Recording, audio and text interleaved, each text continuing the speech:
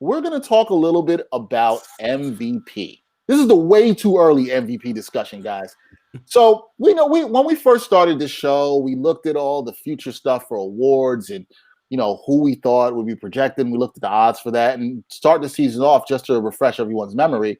Luka was the odds-on favorite for MVP. Now, Luka, despite the Mavs being 7-7, and he's still putting up pretty good numbers for daily fantasy and overall, the shooting hasn't been there. The Mavs have struggled. He's not been the MVP that we thought. Now, Jarod Hector's MVP, Giannis Antetokounmpo, this guy right there, who won it the previous 2 years, he has not also been the MVP that everyone has thought they've been. Now, this is hard to really pick. So I want to ask the guys, right now, thus far in the season, who is the MVP? And when you're looking at that player and their odds to win the award, do you like that right now? So, Jarod, I'm going to start with you. I was saying that tongue-in-cheek. We know Giannis is not your MVP. But I'm going to start with you and ask you, at this point in the season thus far, we're about 16, 17, 18 games for most teams. Who's your MVP, and do you like their odds to win? Well, loaded question, right? Because as we all know, MVP is a narrative-based award, right? Yeah. So, one, who is the MVP? Generally speaking, you pick the best player on the best team, right? Well, the best team record-wise is Los Angeles Lakers. LeBron James is the best player on that team, right? In many ways, you could say he's an MVP. And he's got plus 600 odds, so not bad, 6-1. He ain't going to win it because no one's voting on everybody's side of that whole narrative. So that's out the way. Which is stupid. Yes, but I'll let it be known that I agree with you. I think he's the MVP of the league right now. That's how our colleagues in the media do when they're thinking about this stuff. Oh, plus 900 even for some. And that's why it's so hot. It's so high, right? Because they know they're not going to vote for him. But we're talking about narratives. And right now, what I like from a narrative or a storytelling perspective is two. One, there's a large man in Philadelphia who is leading his team on both sides of the ball, who is playing well. And if he can continue this type of play, he will be, I think, a good choice for MVP. And I believe he's plus 600, if I'm not mistaken. Yep, looking at those odds right now. Plus 1,000. Man, that's a good one. Bang, that one. DraftKings and FanDuel have him at plus 1,000. We've also got PointsBet with plus 800, BetMGM plus 900. Plus 1,000. I love it. But y'all know where I'm really going. I told you in the beginning of the season this is a good pick. His name is Kevin Durant. He's the best player in the NBA, and it's not even close. No, but seriously, look at the numbers that both Embiid and Durant are putting up right now. Not just your normal counting stats, right? Right.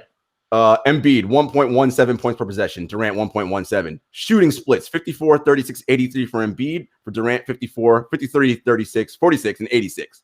66 true shooting for Embiid, 69 for Durant. And defense, Joel allowing 0.8 points per possession. Durant also allowing 0.8 points per possession on defense. Look, those to me are playing the two best in the league right now, and their teams are winning. I will also say Paul George is in there because his team is also 11-4, 11-3, something like that. And he's playing well, but people got Paul George beef and bias, and I understand why. But I didn't say he was playoff P. He could be regular season P. Did you mention Paul George? but Murph, it's for the regular season. If only you could see my face right now. It's a regular season award. It's not a postseason award. It's a regular season. Regular season P, and he's playing well in the regular season. All right. That makes sense. I want to acknowledge our man Gregory Alcala. Thank you for tuning in. Also, Kyle saying the show is great. We appreciate you for tuning in. Murph, I'll go to you. I'm going to assume that your MVP is not Paul George. Yeah, my MVP is not Paul George. Can you believe it? Jarod will like this. I'm heavy on that plus 600 Durant. But don't get too happy, Jarod. He's happy. He is not on LeBron James's level career-wise. Stop. We're not doing that. He's never dragged. We're not doing that. He's never carried anybody to the finals. Here we go with this nonsense. And even if they get there this year, he had a lot of help. But he deserved. But I am much more. But I am very impressed with Durant. I appreciate him more than I ever have since he's come to Brooklyn. Even just listening. You're a hater. It's cool. Even listening to him talk and and trying to instill confidence in the rest of his teammates. And I do think he is, he is a leader in my opinion. So his stature has gone up. as far as I'm concerned. And then just the numbers. I mean, and like you said, it's a narrative award. So the narrative is this guy came back from an Achilles injury and acted like he never missed a game. I mean, he's averaging 31, 8 and 6. You went through the advanced numbers, 46% from three. I mean, that's ridiculous. I agree with you also that a semi sleeper would be Embiid at a plus 1,000. He's averaging 26 and 11. And in my super duper sleeper, which is not going to happen, but this is in honor of that awkward moment on TNT last night between Shaq and Donovan Mitchell. I'm just gonna put Donovan Mitchell out there because Utah is having a great season so far, and if they were to keep this up and be the third best team in the league, he should get some consideration. Right now, he's averaging 24, 5 and 4. And it was just funny to me that they were, the TNT crew was talking about he does nothing besides score. On a night, he gave you 36, 7 and 5. So they can shut the fuck up with that. So that's just, I'm showing my man Donovan some support with that super duper sleeper plus 10,000. Why not? Yeah. Put $1 on that. Plus 10,000. Yeah. Murph, I gotta say, those are the nicest things you've ever said about Kevin Durant. So I mean, I guess I gotta appreciate that. Look, the reality is, right? Yeah, you could argue LeBron may end up as like the greatest player of all time. He's certainly in the top three, him, Jordan, and Kareem. But when it's all said and done, Durant's gonna be a top 10, top 11 player. So it ain't like dude is like a 30th best player of all time. I didn't say that. I just said he's not LeBron. That's all. Well, I want to before we get to Brian, I want to ask both of you this because I think something's interesting. You talked about how you think the odds could be really good to put some money on Kevin Durant, but are you guys concerned at all that with Harden coming from the team and maybe him not getting as many shots as he would have had if it was just now we're talking? Kyrie? Yeah, do you think that affects the betting, the chances of him winning, and just if anybody will put money on him? He doesn't need shots, right? He's so efficient. So what you're saying and Harden really respects him. Yes, he is. He is he's not Kyrie. That's what you're saying. I mean, he's not Kyrie. Kevin Durant might be the most efficient scorer we've ever seen play basketball, right? So he won't need 20 shots to get his 30 points, right? He gets 12 to 15, he might get it just like that, right? So I think, and Harden, to Murph's point, there's that respect level that he has for him, and he knows this is the guy. I'm going to play off him. The situation here is Kyrie going to play his part and do what he's got to do? That's the question. Oh, that is a perfect segue to Bryan Fonseca, who I'm going to assume is not going to pick Kyrie for MVP at all whatsoever. So, Brian, who is your early season MVP, and do you like the odds for this man? Well, first of all, I still have an issue with Luka Doncic being the favorite. Probably neither here nor there, but like the right choice. Right choice. Sorry, my bad. I understand this is a narrative-based award, and as we know, NBA media is heavily populated with white dudes. Otherwise, certain things would be different in terms of how this thing looks, literally and figuratively, I suppose.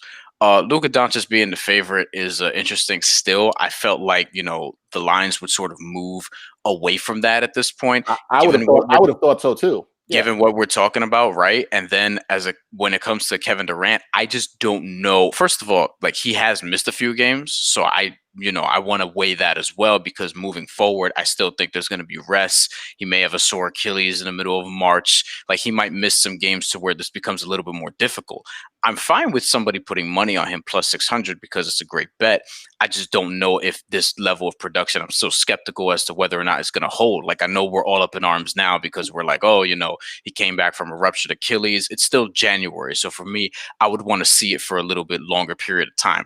Similar to Joel Embiid because I love the way he's playing and he's so far my MVP for the season. I'm just uncomfortable with betting on the sustainability of that. If it's a, exceedingly high price that I'm going to put on that with Joel Embiid. So far, he is my MVP though, because we've seen him put up those numbers before, but now it matters in a way that it hasn't because of their wins. But as Dexter alluded to earlier, the schedule's been kind of soft. Like when they played Miami, for example, they were playing against not Jimmy Butler, they were playing against Gabe Vincent. Like it was an entirely different Miami Heat team, and half of the team was healthy, and they barely got out of the first game, and Joel Embiid carried the ball, and they didn't call it, and then it went to overtime, and Miami almost beat them anyway. So like there's a whole bunch of things that went on with that game also. Nikola Jokic is somebody I would look towards also, but the thing is, he hasn't quite won enough games for me. And Jamal Murray has been a letdown in that regard because, as I sort of alluded to before, I was highly skeptical as to whether or not we saw the new quote unquote Jamal Murray in the bubble or not. And we're seeing now he's back to giving you 19, 2, and 2 every night. So that's pretty infuriating. If I had to pick a dark horse, this person is not going to win the award because, as Jarod said, it's a narrative-based award, and this person is probably not on the team that's going to get, any love for this or whatever. But if I'm just going to put $1 on this for the hell of it, Domantas Sabonis is going to be the guy that I'm doing that on, plus 10,000. Like, I'll put $1 on Sabonis because he's been incredible so far this year. He's been one of the 5 best bigs in the league, probably. So, yeah, I'm going to do that because Indiana has overachieved. And I think that, whenever Karis LeVert gets back, he's actually going to help them. He's going to be integrated into what him and Malcolm Brogdon are doing there rather quickly. I really thought you were going to say Bam Adebayo. I really thought that was going to happen. I mean, look. Oh boy, here we go. go. Why did I say this? No. All I want to say is this: 19-9-5. I think it'll get better once Jimmy Butler's back and sort of settles in or whatever. But he's not going to be MVP. I think he's going to be my All NBA third team center, though. I feel confident in that. You worried about your boys in Miami and looking kind of shaky, man. Jimmy Butler just has to be healthy now. Like that's really the main thing. They've been shooting the ball well. They have to do other things like defend and not turn the ball over as much. That's really been Bam's biggest problem this year is the turnovers. But Jimmy Butler comes back healthy, I think they'll be fine. Yeah, I think that'll help once they settle into their rotations too. I think they're still figuring out who they want to play and where and all that. So they're going to make a trade at some point. You heard it here first. Watch. It's going to be Kyle Lowry, LaMarcus Aldridge, George Hill. They're going to do something. Go ahead, Murph. And let me just say this, with the Kyrie slander, yeah, he's probably not going to win the MVP, but he's the people's champ, okay? Because if I walk outside of my door here in gentrified Bed-Stuy and the cops come tackle me and do whatever to me, I know Kyrie will have my back and he will get my family a house. Listen, he's the people's champ, baby. Wait, but that's Kai Irving, though, Murph. We need Kyrie for the basketball stuff. We do need Kyrie. Come back, Kyrie. No, please. Let's not with the Kai Irving. I'm not here for that. I will say, Jarod, you brought this up when you talked, and you talked about the fact that LeBron is MVP right now, which I agree with you on that. I'm intrigued to see if LeBron continues to play as well as he is, and the Lakers continue to win, and they separate themselves from the pack in the West. Is there going to be any hope for any of you media members out there to not be on this? Oh, we got to go with the narrative. Could we switch it? And if he is actually the best, they don't got the balls to do it. They won't, but they should. That's the thing. Here's the thing. I agree that they should. I don't think they're going to have. Here's the thing. If we're projecting, the Lakers are probably the safest bet to have the best record of the league, regardless. Like Anthony Davis is underperforming. Yes, He's been underwhelming, and because Dennis Schroeder is there, Montrezl Harrell, like the team is so deep. I mean, they've all been underperforming, really. Right, like the Lakers have been sleepwalking. They still got the best record in the league. And AD admitted that last night. Yeah.